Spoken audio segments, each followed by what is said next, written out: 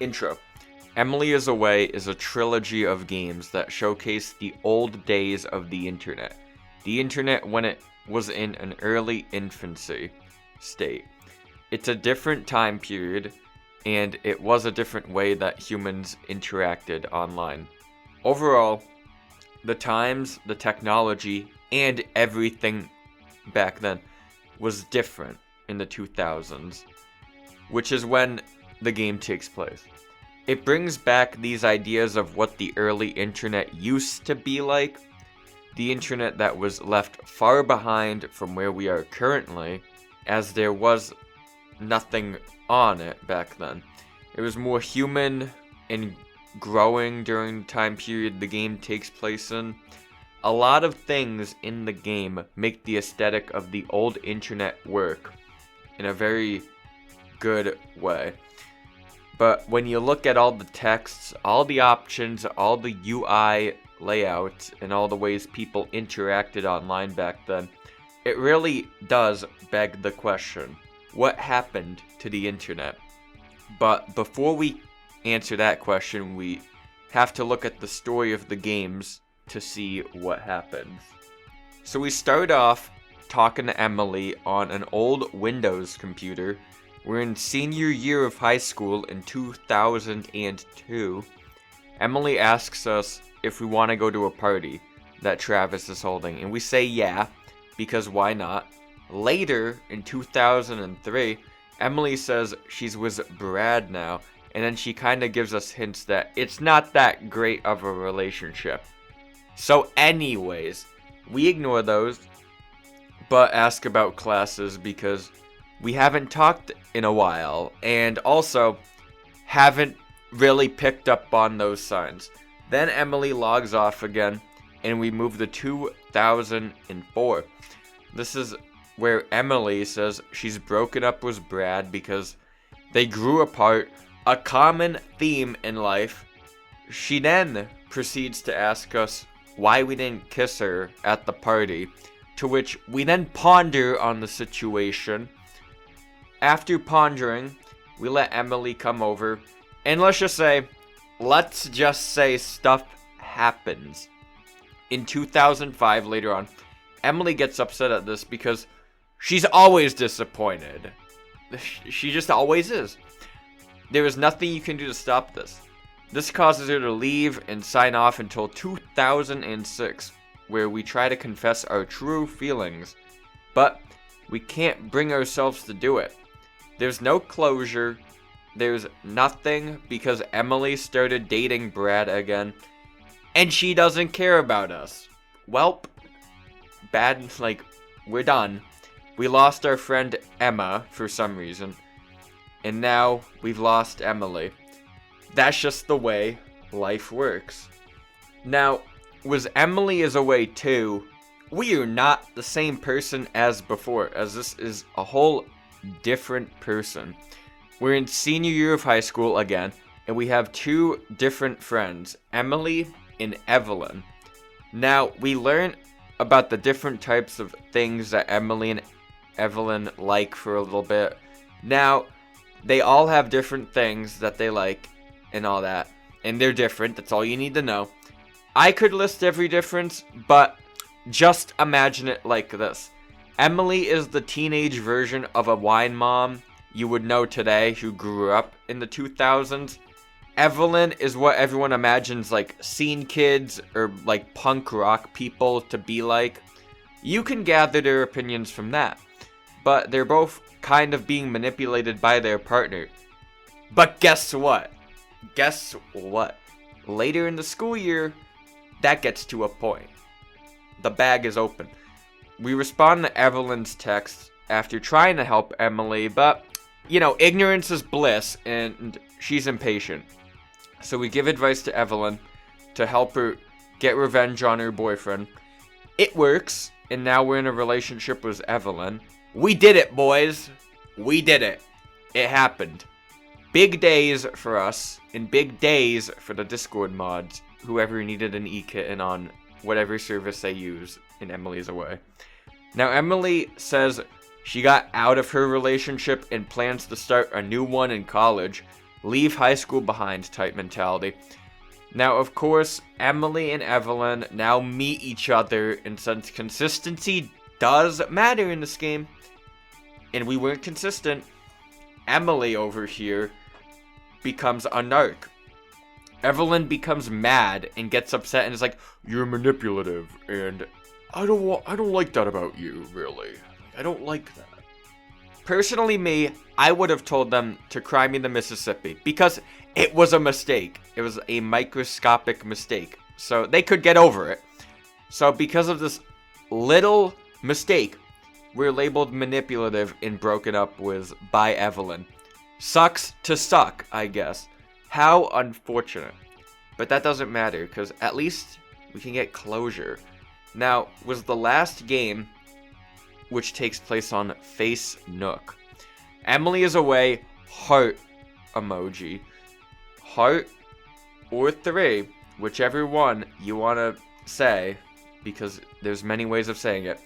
We start off by signing up for Face Nook and having Matt help us set up. And, just how it was back in the day. But then we have to choose which party we go to. Emily or Evelyn's. We go to Evelyn's because it's more epic and cooler. But afterwards, we have to fix Emily and Evelyn's friendship. Aw, man. Luckily, we're able to convince Evelyn to do that since she really likes us. And it works. It works good. But we had to tell her the rumors that Matt might be a little too flirty. Rumors are always flying. Now, later on, Matt and his girlfriend, Kelly, have broken up, but we have date plans, so we make sure to keep those plans going. Now, there's more rumors that Evelyn likes her friend Steve a little more than she should while in a relationship.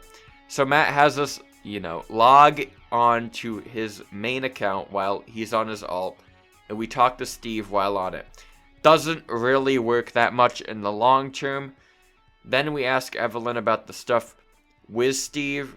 She says it's just friend stuff, and then we start to kind of question it, like, a little, and we start to question her about it, which is what leads us to take a break with Evelyn, which in this scenario just means break up. We don't know what happens afterwards, as we really just stay friends. Heartbreak follows in the game, and then bam, the credits roll for the final game.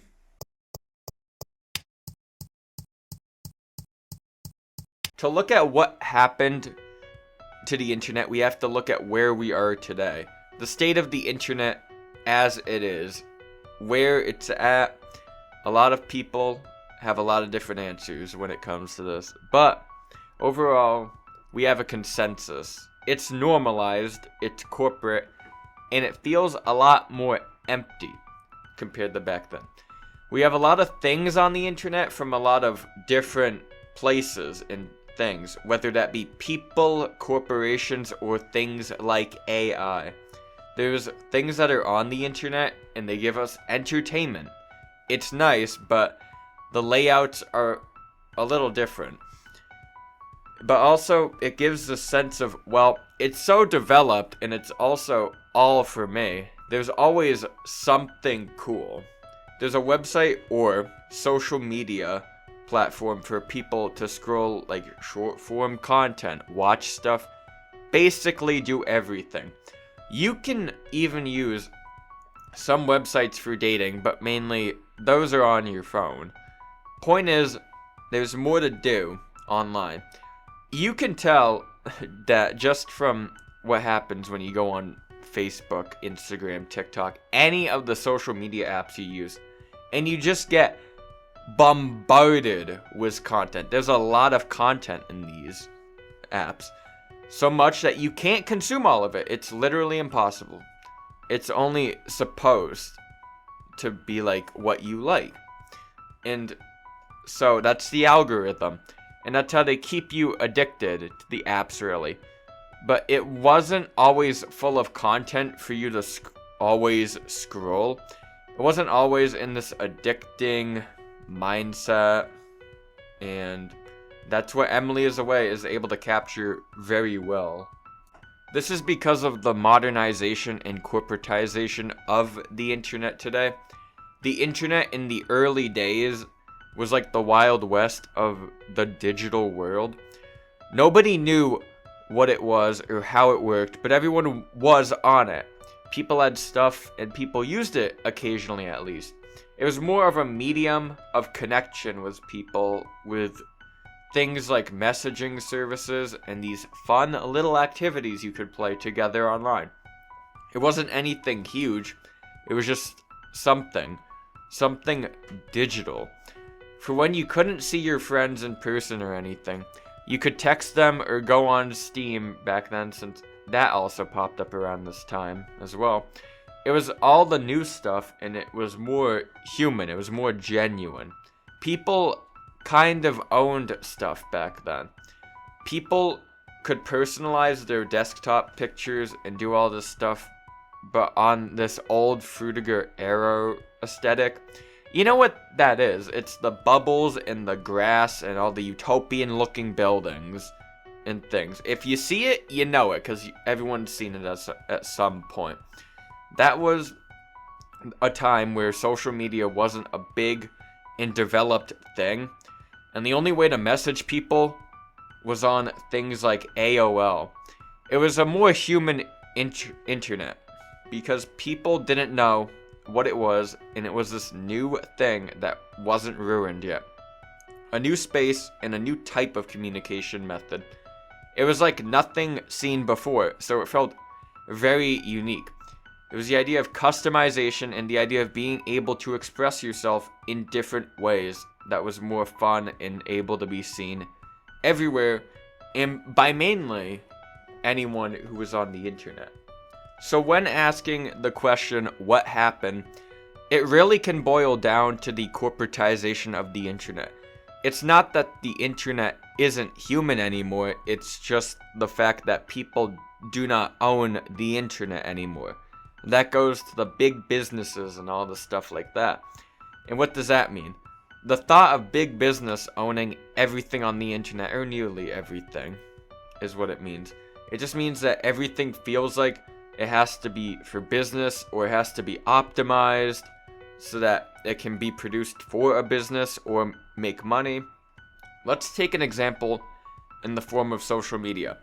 It doesn't appear in Emily Is Away, but take MySpace in 2003. You could decorate it, set your colors, set your flares, set everything you would have wanted to. The world was yours, or your web page was yours. But now, we can look at something like TikTok or any short form content, even like Instagram in a way.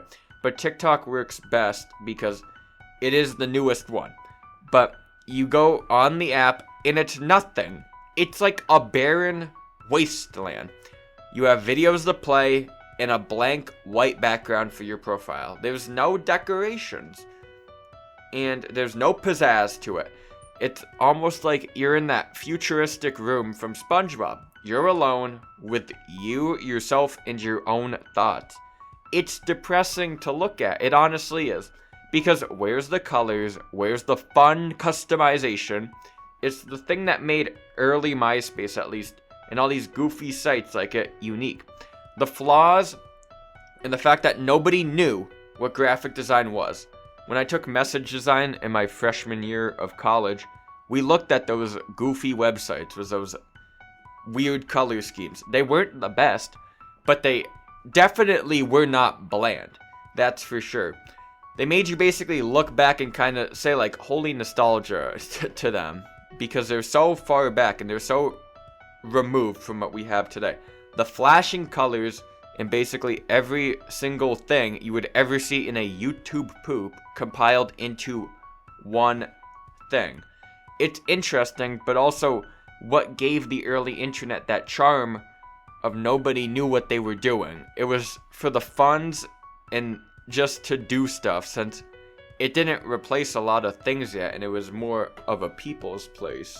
But the internet really evolved in a way that over time corporations who gave entertainment started to have more control and realized that the internet is where it is. It isn't out of the blue for a company to have a website anymore. And new things kept coming out and services shut down. Sadly, there's not really any service that stays forever that has such simplicity like AOL. Sites and services come and go, but it feels like AOL was one that was just bound to go eventually.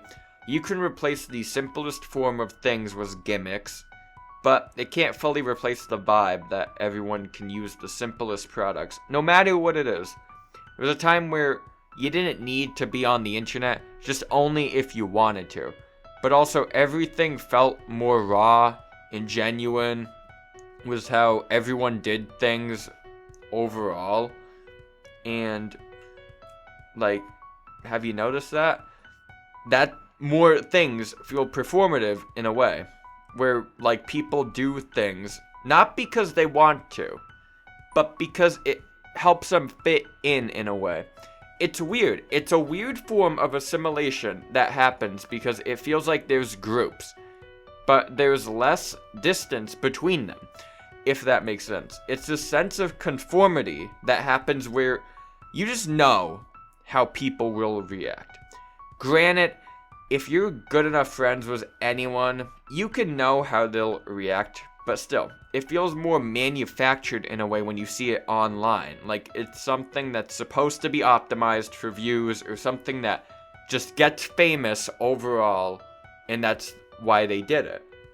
But the problem with performative acts like that is because the idea of being genuine is why we like other people. We like that they're themselves and they express themselves. It's the same case in real life as well, because, you know, that's just being human.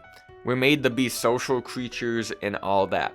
In Emily Is Away, if you look at the way the texts are sent, since you have to type to send them, you notice how the way they speak, even the main character, is very genuine and out there.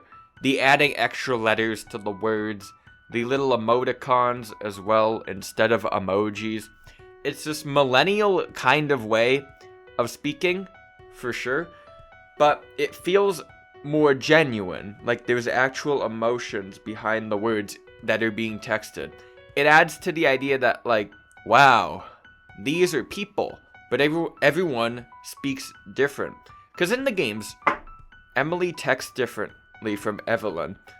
Emily is more professional with her texts, where she adds the extra letters sometimes, but also doesn't. It's how you would imagine someone who's a wine mom to text you. Then with Evelyn, she texts with all these extra letters and the emoticons, but everyone uses emoticons. It gives off this vibe of like a punk girl who loves to rebel against the system, which throughout Emily Is Away 2 and 3, that is kind of what she is. People have different ways of texting each other, and I mean, yeah, that still exists, but it is kind of muffled. You don't see the ways people used to text you, mainly just see people texting in a slang way, which I guess is just how it evolved over time, really.